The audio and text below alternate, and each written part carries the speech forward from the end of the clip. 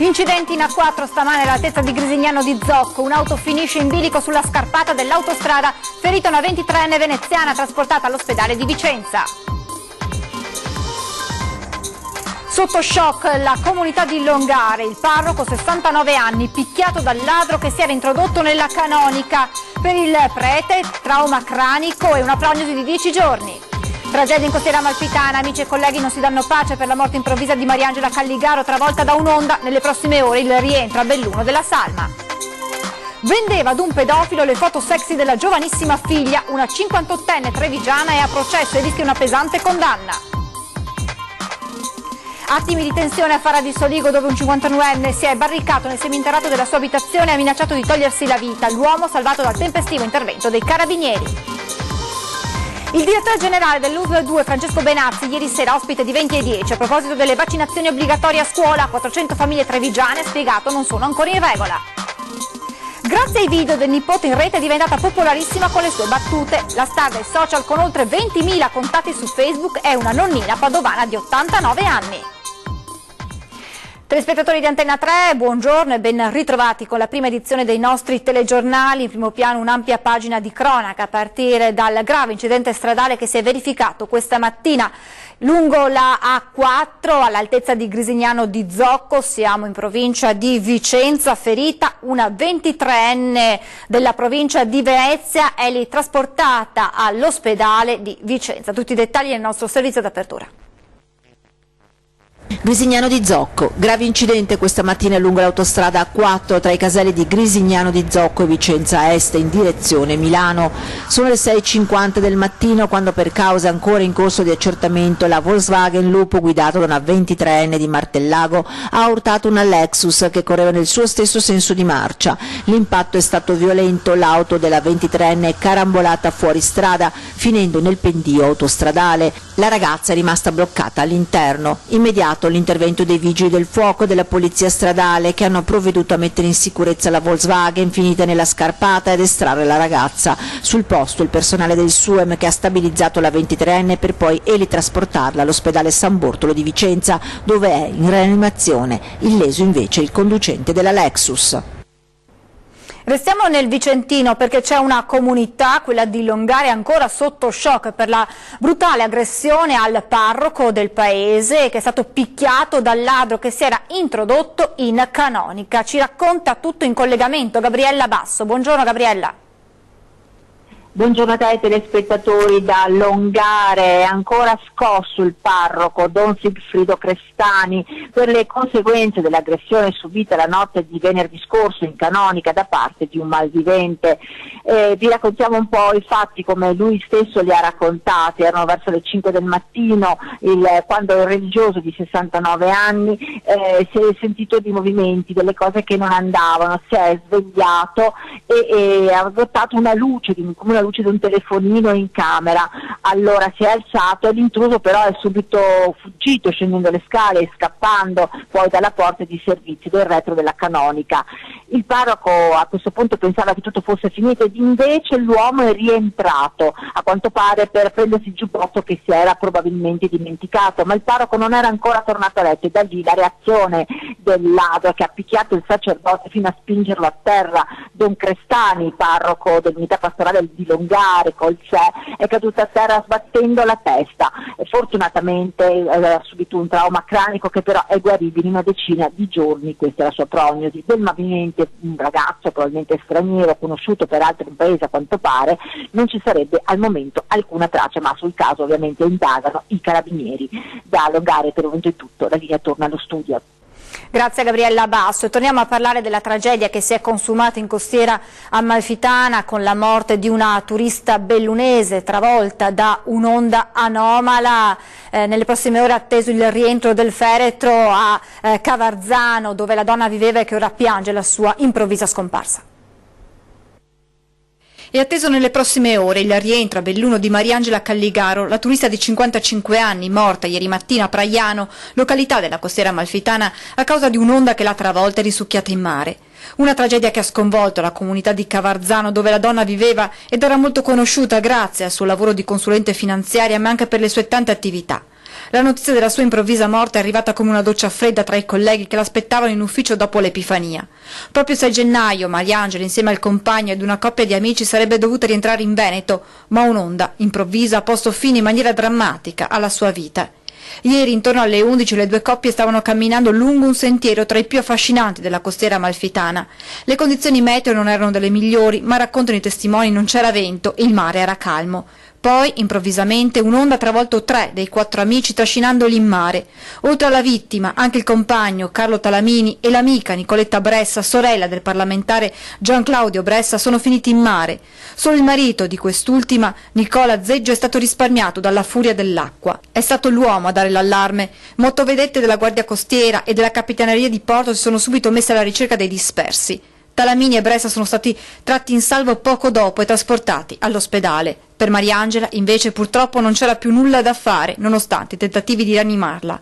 Ora si attende il rientro della salma Belluno per fissare la data dei funerali, ai quali l'amministrazione comunale di Praiano ha promesso di far sentire la sua vicinanza. Ci spostiamo nel Trevigiano con la cronaca. Vendeva ad un pedofilo le foto sexy della figlia giovanissima. Per questo una 58enne è a processo e rischia ora una pesante condanna. Foto a luci rosse della figlia nemmeno 14enne cedute a un amico, a un pedofilo, un comportamento andato avanti per anni finché la responsabile, la madre della ragazzina, non è stata scoperta e denunciata. Ora la donna, una 58enne originaria del Nord America, residente attualmente nel Pordenonese, è a processo e rischia fino a 12 anni di carcere, mentre la figlia potrebbe essere definitivamente tolta alla famiglia e data in adozione. Abusi ricostruiti dalla Procura distrettuale antimafia di Venezia, che sarebbero avvenuti sia nella Marca che in Sud Italia, dove madre e figlia erano andate in vacanza. Poi nel 2012 il caso è venuto a galla. Vere e proprie esibizioni pornografiche, quelle immortalate dalla donna che non si è fatta scrupolo di usare la figlia, neppure 14enne, per il suo tornaconto. Immagini cedute infatti all'amico, nei confronti del quale è stato aperto un procedimento a sé e che anche in questo caso rischia una condanna molto pesante. Restiamo nella Marca trevigiana. A Farra di Soligo l'intervento dei carabinieri ha impedito ad un 51enne barricato nel seminterrato di casa di togliersi la vita. Si è barricato in cantina minacciando di darsi fuoco con della benzina contenuta in una tanica. L'episodio ieri in via Cavai, a Farra di Soligo, dove un 51enne vistosamente ubriaco e con problemi di depressione, dopo un litigio con la moglie, si è chiuso nello scantinato di casa minacciando di togliersi la vita. Una minaccia reale, visto che aveva a sua disposizione nel seminterrato della benzina.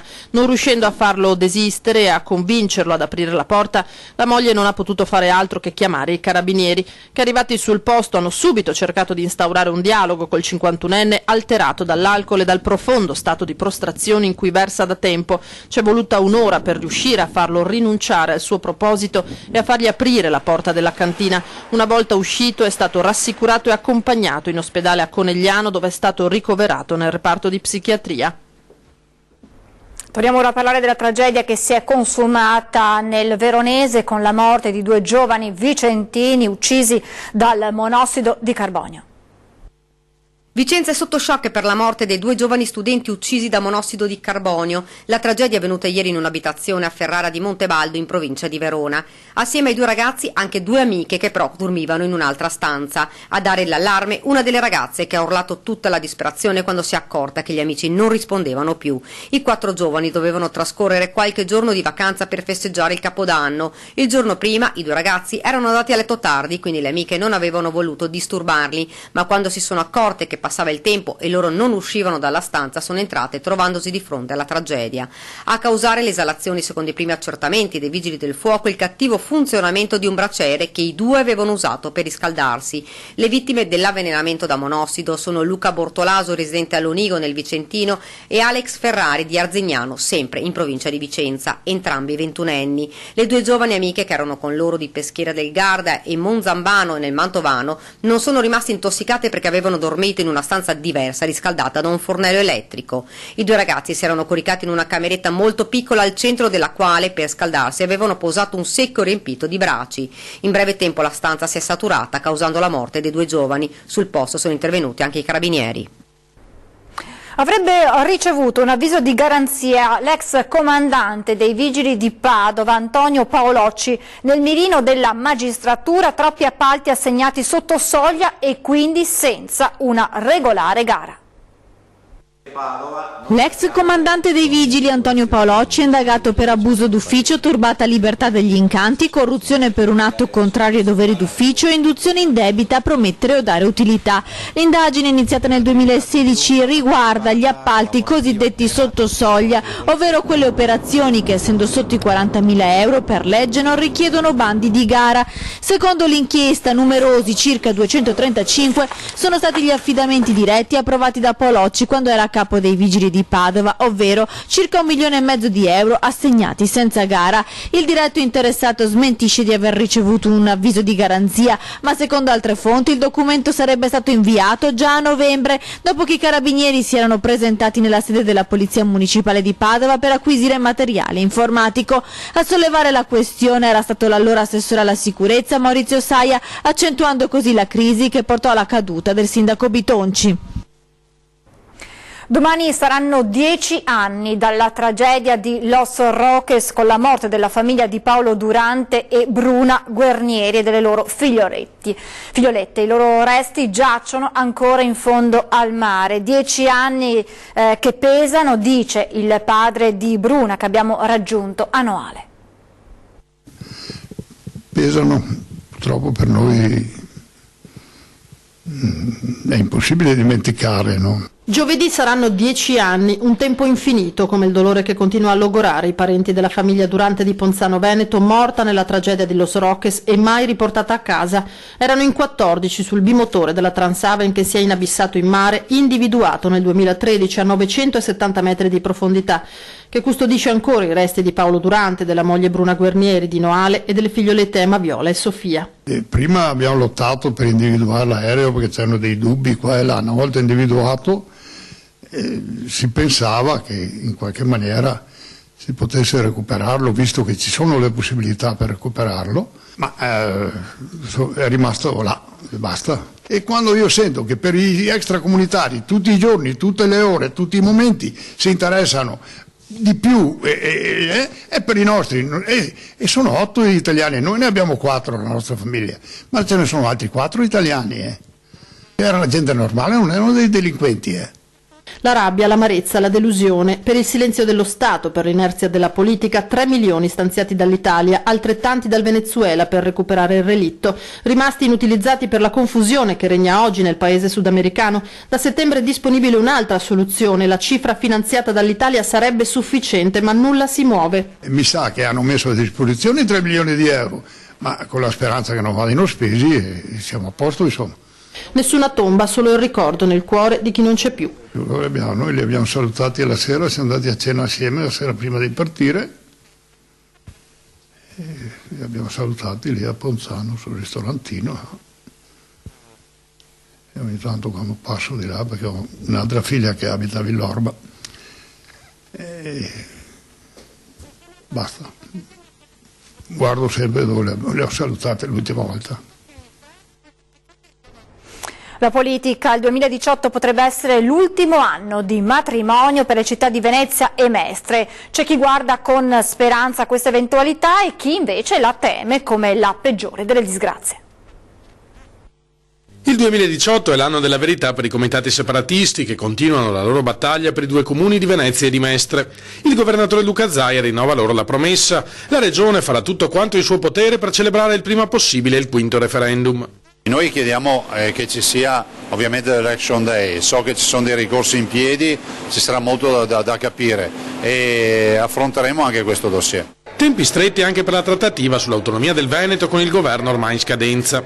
Con questo esecutivo, spiega Zaia, dobbiamo chiudere una preintesa quadro che ci consente di fissare un punto dal quale non si possa più arretrare. Io spero che già il primo mese dell'anno, che è questo, che è gennaio, ci permetta di firmare un buon accordo con l'attuale governo in maniera tale che si tracci una roadmap, si definiscano criteri, modalità e tempistiche per quelli che arrivano dopo e quindi ben venga anche il fatto che si metta una pietra miliare, un punto fisso per la trattativa.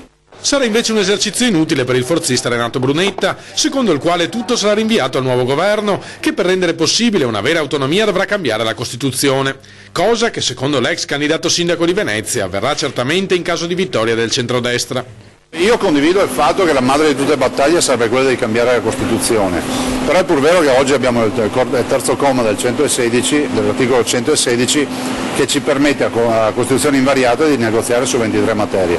Io direi di approfittare di tutti e due i fronti, finché non arriva una modifica di Costituzione portiamoci a casa le 23 materie e le tasse dei veneti. Poi se arriva la Costituzione e ci fanno diventare autonomissimi e a livello di Stati Uniti, ben venga. Ci fermiamo adesso per pochi minuti di pubblicità, restate con noi, a tra poco.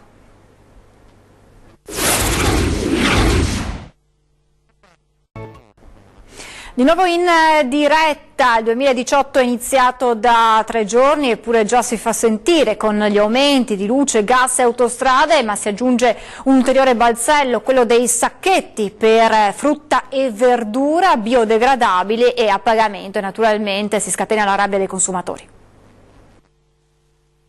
Non sanno più dove mungere, diciamo così. Sono soldi buttati. Sacchetti per frutta e verdura a pagamento, in questo inizio d'anno già pieno di aumenti, il recepimento della direttiva europea che impone ai negozianti di far pagare da 2 a 10 centesimi i nuovi sacchetti biodegradabili scatena le ire dei consumatori trevigiani, molti dei quali escono dal supermercato con la merce in mano. Teniamo così, sono pochi però no. Per chi compra tanta frutta o verdura a fine anno diventa una spesa, quindi non esiste. Per evitare sprechi, meno plastica e anche i 10 centesimi o quello che è della busta fa la differenza. Penso che sia un po' eccessivo visto il periodo e vabbè, è la conseguenza di questo paese, andiamo avanti a pagare le cose. È veramente assurdo, sì. Perché comunque le borse le prendiamo lo stesso, perciò non ha senso. Non va bene, non va bene. Adesso aumenta la luce, adesso aumenta il gas, diminuiscono le pensioni e così via. Qualcuno viene colto impreparato. Mi sono accorta che i sacchetti non sono come quelli di prima, sono più buoni, però mi sono anche chiesta, ho detto sì, i sacchetti adesso li pago. Non saprei. E quindi?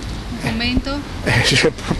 Tutti aumenta, è sempre da pagare. Qualcun altro se ne fa una ragione. Si fa anche l'uso dell'umido, ho visto che sono biodegradabili, quindi almeno un vantaggio. Va bene, se c'è da pagare bisogna pagare. 2 centesimi sembra che non sono tanti, ma vabbè. Il Codacons nazionale ha già interpellato il Ministero dell'Economia per capire quale sia la ratio del provvedimento per impugnarlo eventualmente di fronte alle autorità competenti. Di onere ingiusto parla il referente veneto Franco Conte, secondo cui per l'ennesima volta l'inefficienza dello Stato viene fatta ricadere sui consumatori. Caso vaccinazioni obbligatorie, sono circa 400 le famiglie trevigiane che non hanno ancora risposto alle chiamate dell'USL 2 e quindi non in regola con quanto stabilito dalla legge. Da marzo scatteranno come previsto le sanzioni. A dirlo ieri sera durante la nostra trasmissione 20:10 il direttore generale dell'USL 2 Marca Trevigiana Francesco Benazzi. Noi abbiamo sempre avuto nella nostra realtà, anche se non c'era l'obbligo vaccinale, una grande adesione da parte della gente, quindi questo problema lo abbiamo vissuto meno perché effettivamente c'era già un'adesione 90-95% nei nostri territori a prescindere dall'obbligo vaccinale, quindi voglio dire, noi abbiamo una storia, una tradizione come Veneto che va oltre con l'obbligo vaccinale.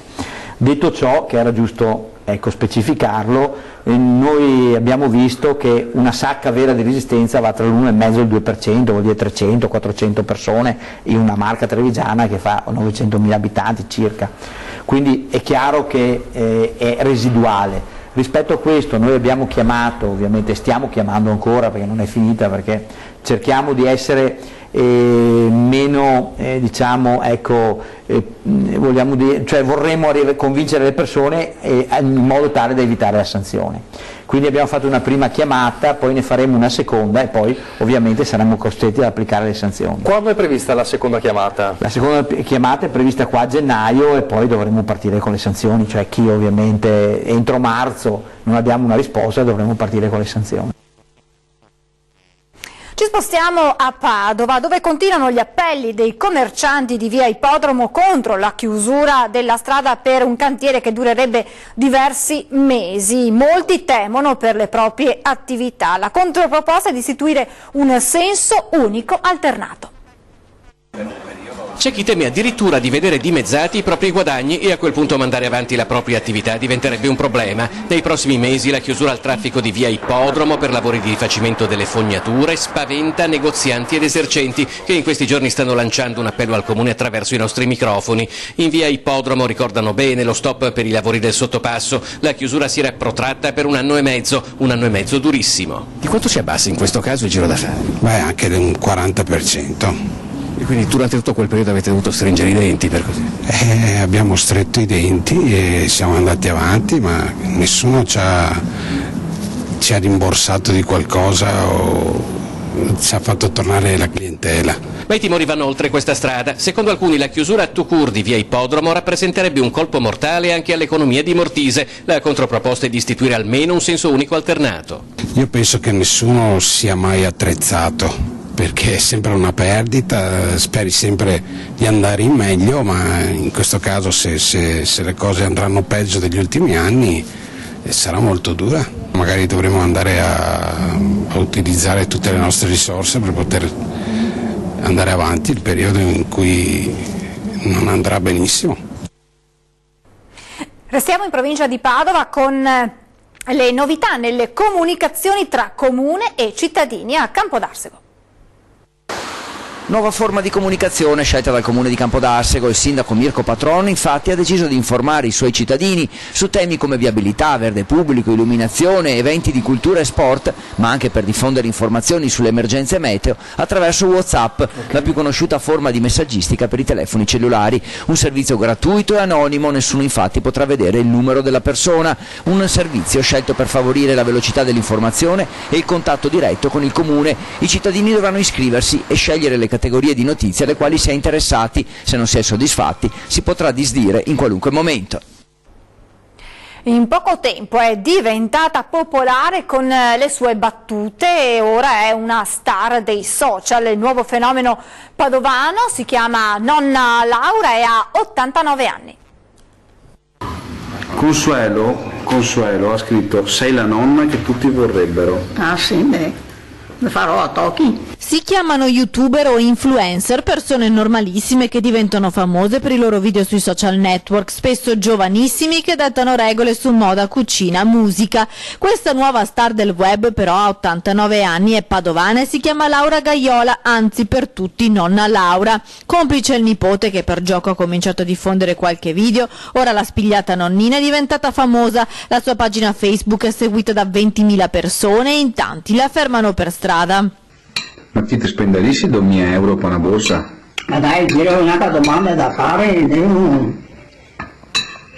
Ok. Cosa si deve cucinare? Ma che scaldare un fiabe.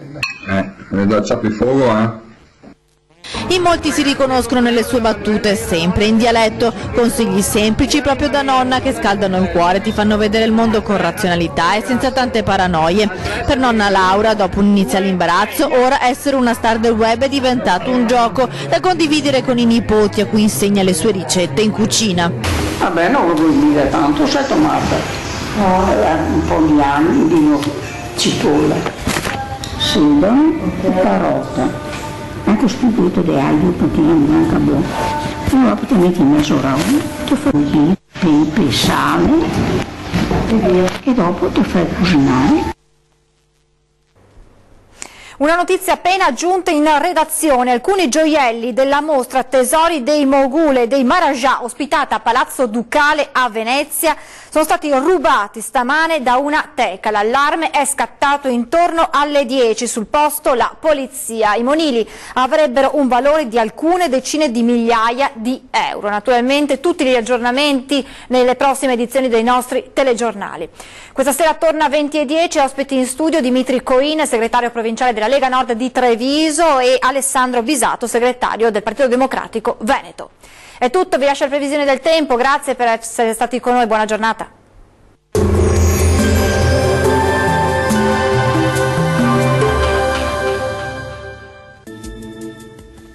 Qualche disturbo sulle nostre regioni, specie nella seconda parte della giornata, ma tempo in prevalenza stabile ovunque. Vediamo il dettaglio del 3 gennaio.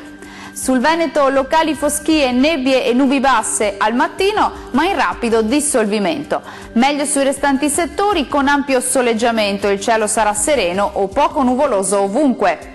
Temperature massime comprese tra 5 e 8 gradi, minime tra -2 e 3 gradi circa. Spostiamoci ora a vedere la situazione del Friuli Venezia Giulia. Il tempo sarà in prevalenza buono al mattino, qualche foschia sul Pordenonese, col passare delle ore qualche nube e una lieve instabilità sarà possibile sui settori settentrionali della nostra regione, anche con isolati piovaschi. Le temperature massime saranno comprese tra 6 e 11 gradi, minime tra 1 e 4 gradi circa. Concludiamo infine con uno sguardo alla situazione del Trentino Alto Adige. Qualche debole piovasco sui settori meridionali del Trentino, possibili precipitazioni anche nevose sull'Alto Adige sopra i 900-1000 metri. Temperature massime comprese tra 1 e 6 gradi, minime ampiamente sotto zero tra -8 e -2 gradi. Il mare sarà generalmente poco mosso, i venti moderati da nord-ovest, localmente deboli sulla laguna di Venezia. Dal meteo di Antenna 3 è tutto, arrivederci.